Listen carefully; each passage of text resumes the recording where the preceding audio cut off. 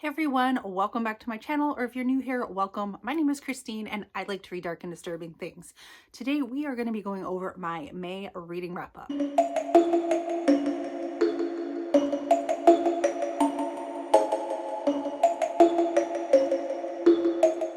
So I did divide up my reading for May into two videos. First 6 books that I read, I have in another video that I did mid-month. I will link that down below in the description if you want to check that out. And so today I'm going to be doing what I read in the second half of May. Just makes it easier for me to remember things and makes it so the video is not 9 hours long. So total in the month of May, I read 16 books. You see me looking down, I'm just looking down at my reading journal. So 16 books total. 8 of those are books that I previously owned before this year. If you don't know, I've been trying to do the Read What You Own challenge, except I'm still buying books. I'm still trying to read 100 books that I owned before this year by the end of the year. Let me see where I'm at actually. So if I haven't missed anything, I have read 41 books that I owned prior to January 1st, and I have read those so far this year. I think that's pretty good. I anticipated this taking me the entire year because I don't read that many. I guess maybe I read around 130 books a year, somewhere around there. It kind of goes up a little bit every year. So I did anticipate this taking most of the year. I think that puts me kind of right on track as long as I keep reading what I own. And then 3 of those were actually ARCs. So I have not been the greatest at keeping up with my ARCs on NetGalley. 2 of them were, it's kind of cheating because 2 of them I recently had gotten approved for, but I was so freaking excited for them that I read them right away, which never happens. And then the other one was a book that I was sent by the author in exchange for an honest review, and that is what you're always going to get from me on this channel, and we will be talking about that one a little bit later. All right, so where I left off, I was participating, I kind of loosely participating in a few readathons this month, and one of them was Kat from Kat's Novel Adventures, her Zombie-thon readathon. She loves the zombies, and May is Zombie Awareness Month. So I was trying to think about what books I owned that contain zombies, because I don't really read a whole lot about zombies, to be honest. And I wouldn't have known this, but I owned Stephen King's Cell, and they told me that this had zombies in it. So I actually ended up listening to this one on Everand. So the premise for this one is very simple. All of a sudden there is an event that people call the Pulse, where all of a sudden anyone that was using a cell phone at the time, or uses a cell phone from that time forward, I should say, turns into a violent zombie-like creature and continues to live after their body should be dead. It starts off very quickly into the action, and I didn't really know what to expect from this one, though I guess I should have, because it kind of follows a formula that all of these, I shouldn't say all, it follows a zombie apocalypse formula. And we get this ragtag group of people together that are trying to find out what's going on, trying to find their loved ones, that to see if they're still alive, and put an end to it, right? It's kind of difficult to enjoy this if you've read Stephen King's The Stand already. We already have such an epic novel about a virus taking over the world, about an apocalypse. And yes, this is much shorter. And I think that Stephen King was kind of trying to say something about everyone kind of being a slave to their phone. But this one was written, let me see. This was written in 2006. And I feel like a lot has happened since then, as far as that we could have had a lot more commentary now about people being zombies on their phone. Because in 2006, and correct me if I'm wrong, I don't think we had the internet at our fingertips the way that we do today. Yes, people are all on their phones. Texting, I believe then was maybe, let's see, it still might have been pay by text at that point. I can't remember. Yes, people were addicted to their phones. but nowhere near what they are now. Like, I'm telling you, I work with the public, and they are coming to me and will have entire interactions or non-interactions while they're looking down and just typing furiously on their phone. And it's like, they can't even bother to look up and have a conversation or, 30 seconds of their time. They came to me. So 100% people are way more zombified by their phones now than they were in this book. Does this book do anything new? Not really. There is one thing that I think made it slightly different, and that is that there is kind of like a head zombie, and he tries to communicate with this group of people. I found that a little bit interesting, but other than that, it was just par for the course. I would probably give this a low 3, possibly a 2.5 out of 5. It's not that it's bad. It's just not. It's nothing to look up from your phone for. It's all right. It's there. Another book that I read for the zombie readathon, and this is a book that my son owns, and that is The Last Kids on Earth. This is a middle grade book, and I probably wouldn't have gone out of my way to read this, but my son owns the entire series, and while he's probably a little bit outgrown it now, he still enjoys them. So I thought I would give it a shot, and it is a cute little story about a zombie virus that takes over as usual, but this time we are following the perspective of kids, and our main child he lives with a foster family that does not care about him. So he has no attachment to any adults in his life. So he thinks that this is like living his best life, and he's going to make the most of it with his friends. And it's got a lot of humor, and it was just cute. I liked it. I don't usually rate middle grade books because I don't think they're written for me. Well, they're not written for me, but I had a good time, and it's got really fun artwork throughout. So another book that I read that I think could count for the Zombie-thon, even though I started reading it for Horror Mayhem, and that is Maggie's Grave by David Sodergren. I read my first David Sodergren the month before. I read The Heart, and I absolutely freaking loved it. I was so excited. I wanted to read another one, and I read Maggie's Grave. This starts off with a woman who has a mob of people at her door to kill her and her unborn baby because she's pregnant, and because they say that she is a witch. So they end up doing that, and they bury her, and there has been this long time tale that is told throughout the generations about Maggie's grave.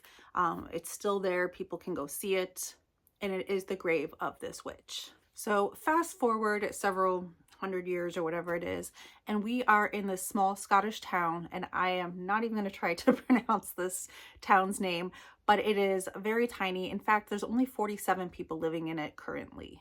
There is literally nothing to do, and we are following some, I want to say older teenagers, like maybe 19, 20-year-olds that don't really know what to do with their life. Like, this is the life that they've known. They don't know anything else. There's nothing to do except go hang out at a bowling alley, and they're hanging out there. I believe there's 4 friends, and this girl comes into the bowling alley, this obnoxious American girl. I will say that both David Sodergren books I've read have obnoxious Americans in them. And this girl is basically like trying to flirt and is like, hey, show me something cool in this town. Your town has to have something. And so in order to show off, these guys and friends end up taking her to Maggie's grave, which is at the top of a mountain, and things just go from there. I love that David Sodergren does not take things too seriously. He's not afraid to get silly with his horror, which I absolutely love. He writes some very cinematic scenes that just had me cheering, and I can't get enough. I cannot wait to read more David Sodergren. There is a most excellent Peen destroying scene in this book. Now, before you come after me by saying I hate men, let me explain myself. Women in horror books and in life, but in horror books, are targeted all the time. They are victims all the time for no reason. They've done nothing. They're victims. But when you get a scene where a man has his penis pulverized, his dink destroyed, his snake slaughtered, his member massacred. It is always because he deserved it. This character has done something to deserve it, that makes it so satisfying when it happens. And David Sodergren is not afraid to go there, and I freaking love it. So there is an A+ Peen destroyer scene in this book, if you're into that kind of thing. I think I'm going to give this one a 4.5 out of 5 stars. I really enjoyed it. The ending kind of fell a little flat for me. It was a little bit predictable, but man, what a fun ride. Next, I read Let's Go Play at the Adams by Mendel W. Johnson. I did an entire video dissecting this book and talking about it. I'm going to leave that link down below because I just don't really want to talk about this book too much. The main premise is that we have a babysitter that is watching these 2 children while their parents have gone off to Europe on a trip, and they decide to tie her up and torture her while they are gone. That is the entire story. I did not really enjoy this book. You can get my full review in that link down below. I think I'd give this like a 2-star. Next up, I read something very different. No peens were destroyed in this book, and that is the Emily Wilde Encyclopedia of Fairies by Heather Fawcett. This book has been on my shelf for quite some time. I have this gorgeous Fairy Loot edition, and look at that hardcover. Beautiful. This one got a lot of buzz when it came out, and I wasn't really sure what to think of it, but I thought spring would be the perfect time to read this. This is about a professor named Emily Wilde who her whole life is studying fairy folklore, and she is working on this encyclopedia, and she's going to be the first person to put out this encyclopedia that talks all about the different types of fairies that are out there, and she takes her work very seriously. She goes to this small town to try to find out more about their local fairies, and this is just kind of like, starts off like a very cozy, heartwarming kind of tale where she is just doing her thing. The thing about Emily, though, is she's not really great at people, and it isn't said, but it is inferred that she is somewhere on the autism spectrum, and she's not very good at picking up cues from other people. She's just there to do her thing. She doesn't care about making friends. She just wants to do her studies. But she realizes that she kind of needs the help of some of the people in this town to survive and to get things done. Also, not long after she's there, a colleague of hers writes her a letter and lets her know that he will be joining her. And he's just invited himself along on this trip, and we get to see how their relationship is.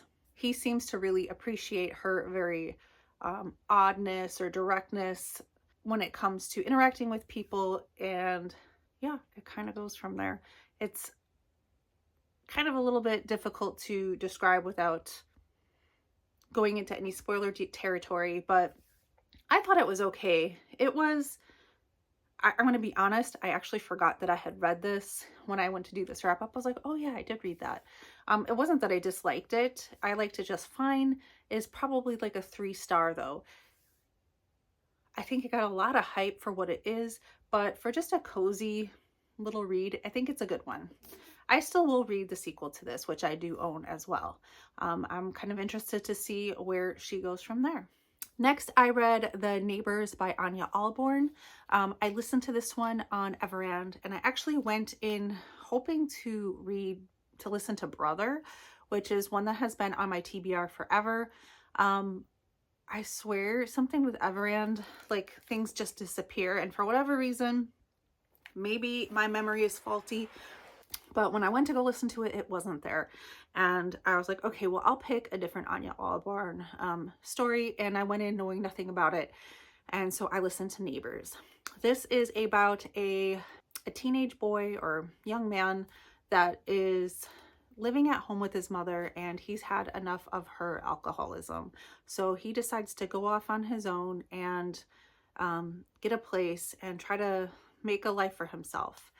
He ends up finding his old friend that he hasn't seen for like 10 years, someone that he grew up with. There's some kind of history there. They run into each other on Facebook, and his friend says, yeah, sure, you can come live with me. And he thinks this is a perfect opportunity to get out on his own and to get away from his mother. He gets there, and his friend kind of acts like he doesn't even care that he's there, even though they haven't seen each other in forever. He's acting kind of strange. The house is filthy. He's having second thoughts as to what the heck he should do. Should he stay in this dump? Should he try to make it work? Should he go back home? He ends up staying and working for the neighbors. The neighbors have been very nice and reaching out. It is an older couple. I think they're like maybe in their 50s, 40s, 50s, older than him. And they offer him a job, and he really likes it when he's over there. It's like the perfect house, the perfect family. He feels like this is the mother he never had. And the neighbors start acting kind of strange. And he starts thinking, something's going on. I don't know if it is with my friend that I'm living with or with the neighbors. They don't get along, but something eerie is going on. I will say that this book had me very interested. The first half, it had like just a lot of weird vibes going on, and I was interested to learn more. But when I found out what was going on, it was nowhere near as interesting as the thoughts that I had going on in my head of what I thought it could be. It was just kind of like, okay, just not my favorite. Anya Alborn. I've only read 2 other books. I think it was called Seed. Let me look.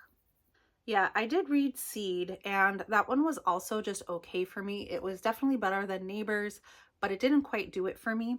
But the one that I really liked was a novella called Palmetto, and I devoured that like in one sitting. I just had a really good time. It has very much Rosemary's Baby vibes. I thought that one was a perfect novella. But so far, I guess it's been 2 kind of misses and 1 hit for me, but I have heard so many great things about Brother that I cannot wait to read that one. I now have it on hold through Libby, so hopefully I can get my hands on it by next month and read that one finally. Then I got to this arc that I have had for too long. I've had it for I think I've gotten this one last September. The author was kind enough to reach out to me and send this book to me, and I just stink at sticking to a TBR. And I got to this one, and oh my God, I'm so glad I finally read this. First of all, can we appreciate the artwork? This machete is drawn exactly how it is described in the book, like the shape of it. And then we have in blood the image of these women, and it's a beautiful cover. So what is this about? This is about well, first of all, it starts off with a very Friday the 13th cinematic type scene. We are at Camp Haven Cove, and we have a group of teenagers there. They're just having fun, and it's just exactly like Friday the 13th. We have a slasher that comes in, slaughters everyone, and most excellent kills. And our main character, Nell, is the only one who survives this attack. We fast forward 30 years, and the camp is about to reopen, because that's always a good idea, right? Camp is about to reopen. People are already going missing before it even opens. And Nell catches wind of this, and she's just like, I gotta do something. She has been living in fear ever since this has happened. This has affected her life. It has not taken the trajectory that she thought it would take back when she was the age when this happened. She is very clearly suffering from OCD ever since this has happened. And she decides to get in contact with 3 other women who also have been like the final girls in these attacks. They've been the sole survivors of the attacks throughout the years that happened at this camp. So our women meet up, and they're very unlikely friends. They all have very different personalities. Each woman is dealing with the aftermath of these slaughters in their own way. So we have one of the women who has gone all in on security. She is a security guard herself. She has trained her body to be this fierce weapon. She can fight in so many different styles. Her house is just locked down like a prison. Like no one is messing with her. She has taken control in that way. Another woman that we meet has turned to substance abuse to deal with things after this. So she's kind of a mess when they find her. And lastly, we find our last final woman who, from all outside appearances, seems to be doing the best for herself. She lives in this huge mansion. She's got tons of money. She doesn't work. She has all the designer everything. And these women get together and decide that they're going to go back and they are going to once and for all get rid of this killer. Now, it's a little tricky because each of them thought that they'd already had killed him when they escaped. So why is he still around? This book was just so much fun. I was not expecting to like this book as much as I did. I'm going to be honest. It just took every trope that we see in these slasher films and was not ashamed to just use it, but to it did it in a tongue-in-cheek way, and it was just so fun. At times, it reminded me of American Horror Story, the 1984 season where they went back to this camp, and it was very similar where, yeah, it's got all the tropes, but we're going to run with it and have a good time. The writing in here is really descriptive, and I would say it is a notch above what I would normally see in this, in the slasher genre. Like, this is, to me, a very cinematic writing style, a very descriptive writing style. It is not just surface level. I feel like this is when a pretty good writer decides that they're going to write about something that they really enjoy. I don't know anything about the author. That is just what I got from this book, but I wonder if he writes for TV or movies. Yeah, he's an award-winning screenwriter and narrative writer for video games. I wonder what video games he worked on. And sorry, I don't think I ever said his name. Pardeep Ajula. I hope I'm not mispronouncing that last name. I had an excellent time with this book. I am surprised I don't hear more about it because it really is just a fun read. It is perfect for summer, just to have fun. And there's no peen destruction scene in this. And there's a reason for that, which I won't ruin. But there is some taint destroying action in this, which kudos to you for the creativity. And hey, we can't destroy a peen, but we still got a taint to destroy. I'm going to give this 4.5 out of 5 stars for pure entertainment. Seriously, go pick this up. Okay, 2 more. The next book I read was an ARC by C.J. Lead called American Rapture. This book is expected to come out on October 15th, so I can't believe I'm ahead of the game. But I was so excited to read something by C.J. Lead because I really enjoyed Mayfly. I know people seem to love or hate that one, but I was more on the love side in that story. This one is very different, and the premise of this, I'm going to say, sounds very much like a Richard Lehman book, but it is not. There is a virus sweeping across America. So again, I did not know this going into it because I went in totally blind. This could have fit the zombie-a-thon. There's a virus sweeping across America that's infecting people, and it is making them act like sex-crazed zombies. Before their body actually perishes, it is just sexually attacking anybody it can. So if you can imagine what could be worse, looking out your window and seeing zombies, but now you see them all having sex. That's why I think it sounds like a Richard Lehman book. However, this is not written in jest. This is taken very seriously in this book. We are following our main character, what's her name? Sophie, who has grown up in a very strict Catholic home. She actually has a twin brother who no longer lives with them, and that's kind of a story within itself in this. But you see just how sheltered she is throughout this book. Her parents don't let her watch anything. Like, she gets no internet, no phone. Even the books that she takes out, they all have to be approved by them. They're all supposed to be like nonfiction how-to books. So she reads tons of how-to books, but she does go to the library and sneaks some other books in from time to time without her parents knowing. She goes to a Catholic school and she starts seeing how other young women are acting at the school sexually. That is kind of awakening something in her. It's like kind of opening a whole new world for her. She's not really sure how to process that or what to do. Soon enough, her parents are affected and she has to run for her life. And her entire goal in this is to try to find her brother, who is, because he's her twin, he's like the other half of her soul, and she needs to find him. She ends up coming across a young cop on the way that kind of helps her out and feels like he can't just ditch her afterwards because she's a minor. So they kind of stick it together and they end up kind of traveling together, and throughout this time meeting some other people that they become friends with and, you know, start traveling and trying to survive together with. I really enjoyed most of this book. I had a good time with it. It was kind of a unique take on the whole virus thing, though it is very much a pandemic book, so I know a lot of people won't like it for that reason. It's kind of hard to pin down what this book actually is because it is a pandemic book. It's a coming of age book. It talks about generational trauma. It talks about religious guilt, sexual exploration, and also just kind of seeing that things are not always black and white. They can be gray as well.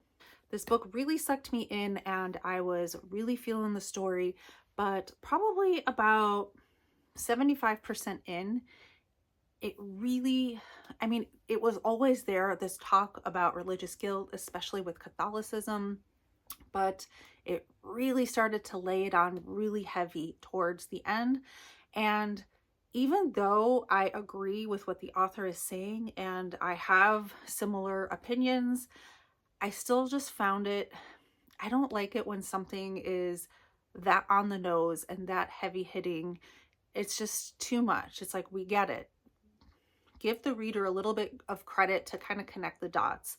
And I do think that if you were on the opposite side of the opinion on this situation, I don't think that those people are going to continue reading this book.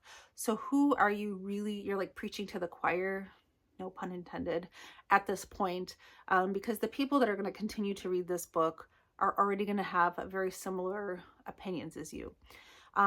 Now, that said, I did not grow up Catholic. I did grow up in a religious family to a degree, nothing like this, but so maybe I think that if you grew up in a very Catholic heavy home, that this is going to mean a lot more to that reader than it did to me. I never really felt Catholic guilt. That's just not my thing. A lot of the stuff that the author is saying, I'm like, yes, I've known this since I was able to really kind of start thinking for myself and decide for myself if religion was something for me or not.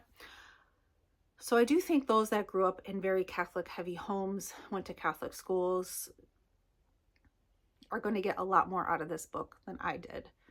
So for that reason, I keep kind of going between a 3.5 and a 4 star. I do think objectively this book is closer to a 4-star book.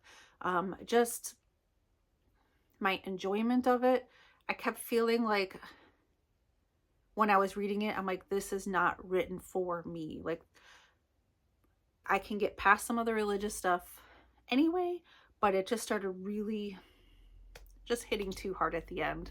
And I was just like, all right, calm down. I get it. So I'm really interested to see what the masses think of this book. I do see some other reviews. They are all very positive, but they may also be, you know, they're early reviews. So there may be people that are already fans of this author. I'm excited to see what the majority of people think about this one. All right, last but not least, I read a romance. Can you believe it? A romance. I don't know. So Butcher and Blackbird by Bryn Weaver. I was seeing this book everywhere. I kind of went back and forth on if I wanted to try it or not, because I just don't mesh with romance very well. If romance is a subplot, cool.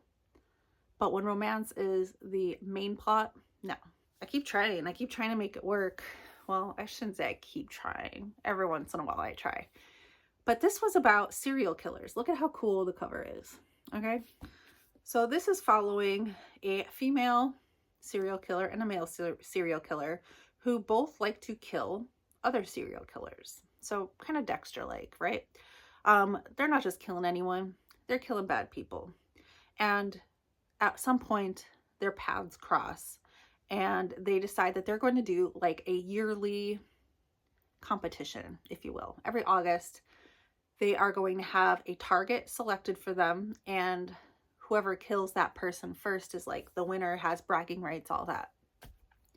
So of course, eventually they end up together. I just thought that this book was so much fun.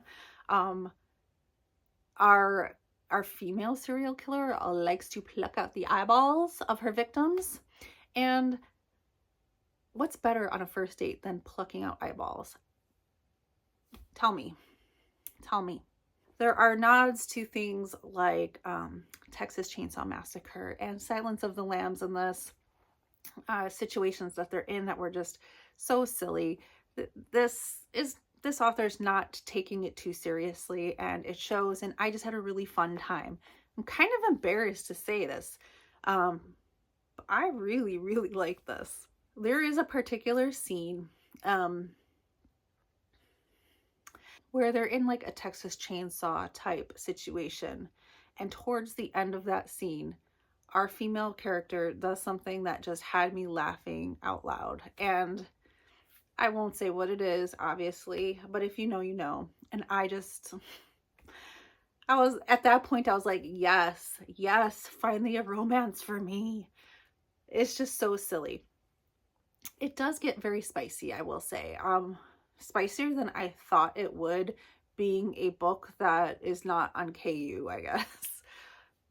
Maybe I'm missing out. Maybe this is common in romance books that I just don't know about, but I'm not used to seeing something that I would see in like a Barnes & Noble having that level of spice, or book of the month for that matter. So I think I'm going to give this 4.5 stars. I don't know. I kind of feel like I want to give it 5 stars. Here's the thing. I get tripped up on rating things because this is not a serious book. How could I possibly give this the same star rating that I gave The Reformatory, or just some like freaking masterpiece of a book? But on entertainment level alone, this is 5 stars. Maybe it's not that serious. Maybe I shouldn't worry about it. But I just had a freaking blast. There is a sequel out already, and it's actually supposed to arrive to my house today. It's not about these characters, and so I hope that I still like it just as much. I hope it's just this deranged love situation. Just a very fun, I think a fun book on the beach or pool. Just something that is just not serious, and I really like this. I feel like I had quite a few 4 stars and above books. Knock Open Wide. Ling Hun. I'm naming stuff from the first half of May. I Was a Teenage Slasher by Stephen Graham Jones. Maggie's Grave. Final Women and Butcher and Blackbird were my favorites this month. It is really hard for me to pick a favorite. I would say my top 4 my top 4 are Maggie's Grave, Final Women, Butcher and Blackbird, and I Was a Teenage Slasher. But I gotta give the top slot to my boy, Stephen Graham Jones, I Was a Teenage Slasher. What happened to you, Gus? To me, slashers plus Stephen Graham Jones can do no wrong, and that's got to be my favorite book of the month. But there were some great contenders in there. Again, a book I don't hear anyone talking about, The Final Women. Please give it a shot. Let me know what you think. Whew. Oh boy. I've been talking for a long time. Okay. If you've made it this far in the video, how about you leave me a little cleaver or chainsaw. Is there a chainsaw emoji? There should be. Or knife emoji for all the slash in action that I had this month. That was so much fun. Let me know down below what your favorite read of May was, if you've read any of these, if you agree or disagree. I like to hear your opinions. And as always, thank you guys so much for watching, and stay spooky.